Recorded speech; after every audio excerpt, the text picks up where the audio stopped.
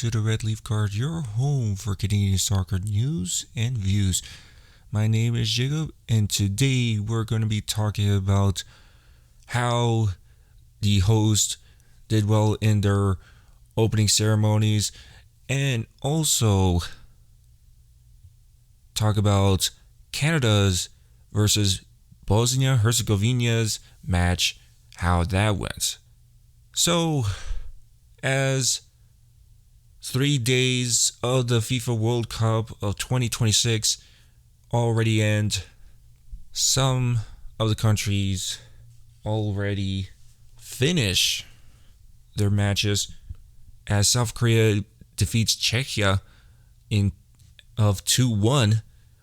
What a comeback that South Korea did, and probably did an upset of their opener. And Qatar versus Switzerland, that is probably an upset for Switzerland, of drawing, Qatar getting their first point in the World Cup, of drawing 1 goal apiece. And I guess Brazil versus Morocco, a lot of fans upset about this one, as Brazil draws with Morocco at 1 goal apiece. And to Haiti versus Scotland, Scotland should be proud of winning against Haiti of 1-0 Scotland. And to U.S.A, Mexico, and Canada showing their opening ceremonies for the World Cup. Have to give props to them. And to be honest, Mexico did really well of showing their best to do it. Even the United States did really well to open it up. But Canada did not go really well for it. But again, they showed history in the bag for the World Cup. As starting with Mexico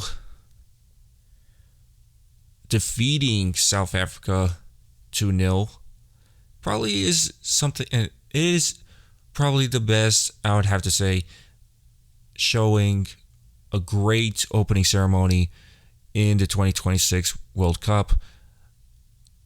Even in the United States, in Los Angeles, showing also a great opening ceremony.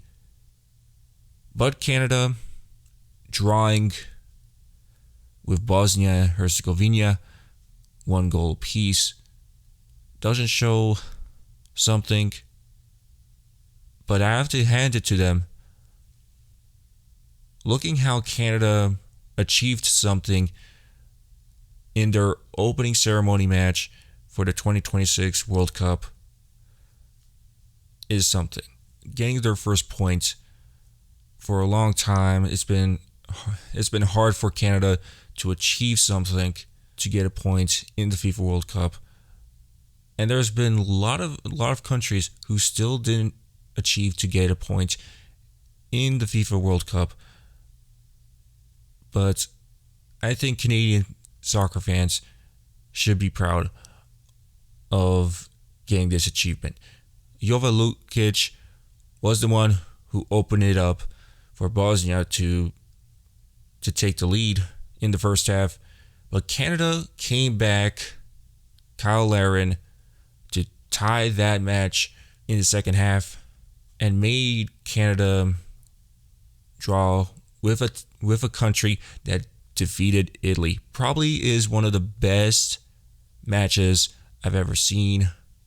And I have to say that probably we didn't actually need to face Italy in the World Cup.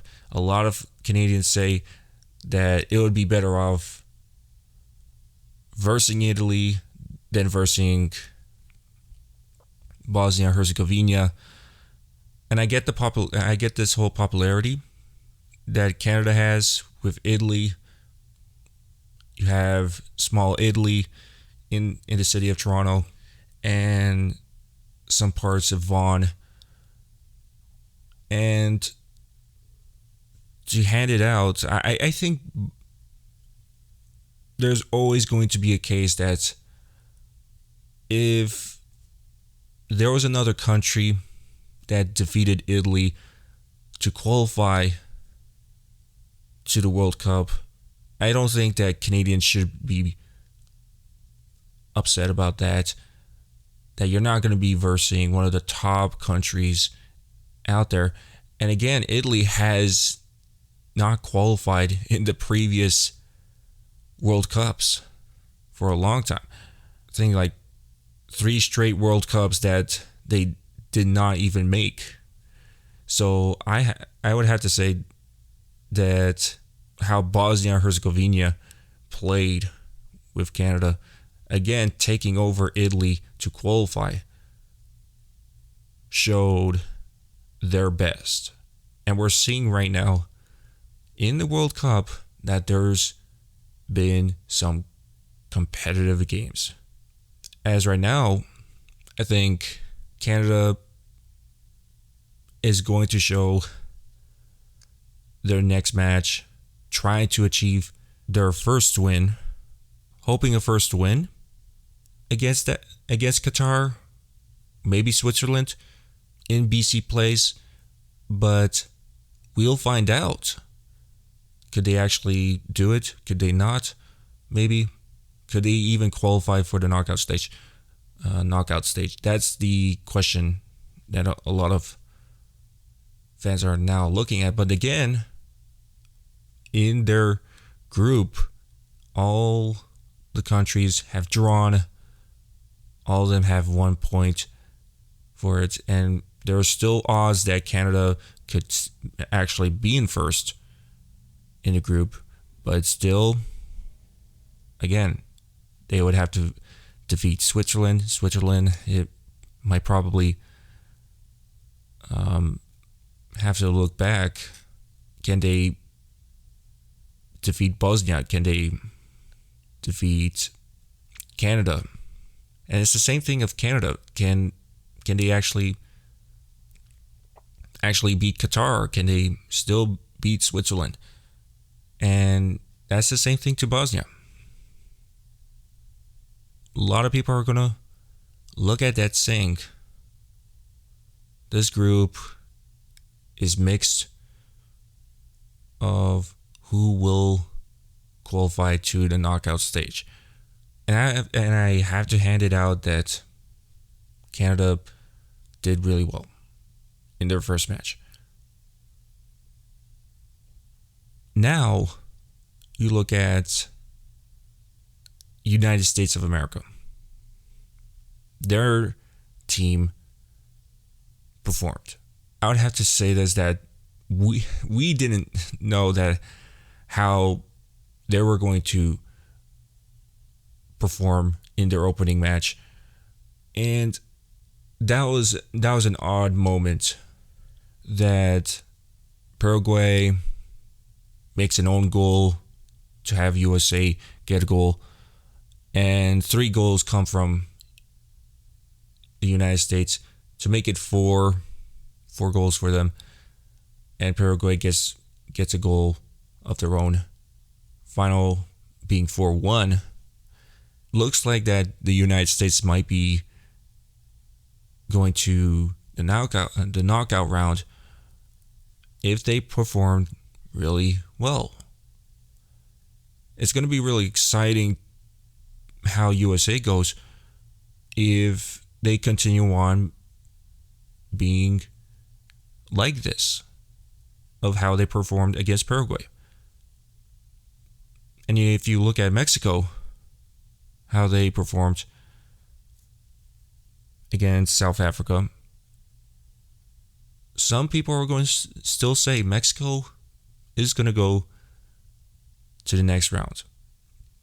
How they performed against South Africa, I would still see that, yeah, probably all these 3 hosts will move on to the knockout stage.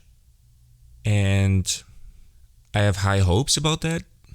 And seeing how that first 3 days went in the World Cup, there's no question there's going to be more shocking matches. But now going back to the professional leagues in Canada, I always look at saying the Canadian Premier League, really excited to see that Toronto is going to be hosting, the Vancouver's also hosting. I think there's only one team that's not actually impressed about the World Cup is Inter Toronto FC. Inter Toronto FC, again, is not doing really well. They're underperforming from the last two matches. For example, Forge FC or Calvary FC. Not has proved to be really well.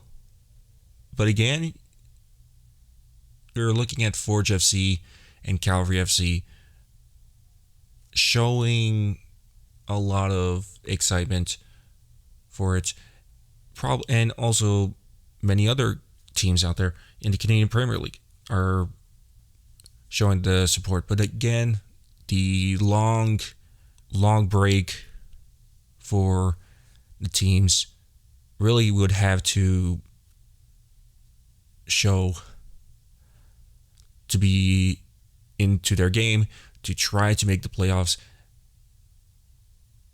And one of the teams that have to show their best, I would have to think that Atletico Ottawa, FC Supra, and including Inter Toronto FC. Those are the three teams probably would have to show their best and come back to try to make the playoffs seats. It's not just those three. It could also be the Halifax Wanderers. It could be Vancouver FC. Seeing that they are actually showing really well. And looking in the women's side of the Northern Super League, seeing Montreal Roses, AFC Toronto